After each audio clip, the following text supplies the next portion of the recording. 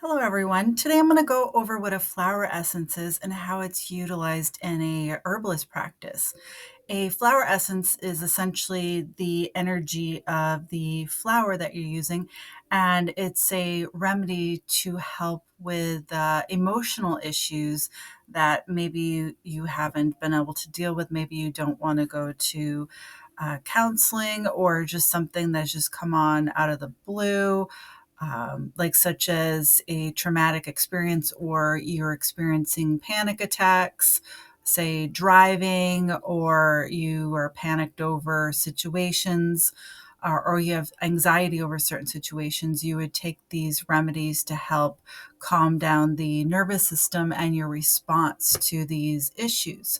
So flower essences, they're prepared by taking the flower right off of the plant when it's at its full potential. So before it starts to go bad. And then it's placed into a bowl of pure water and put out in the sun for up to 3 hours. So what happens is the water captures its energy vibration in it. And then we would take that water and we would preserve it with brandy or some kind of alcohol, or possibly apple cider vinegar or glycerin. So then that way it locks that energy signature of the plant in it. So there's not actually going to be any biological material. It's just the energy of that plant that is captured into that water. So then that water is diluted 6 times, and then that is the bottle or preparation that your herbalist would use to prepare your flower essence tinctures. So there's some that you may have heard of before that are quite popular, like the Bach flower essences, or like Rescue Remedy. These are flower essences, but there are tons and tons of other ones from all over the world.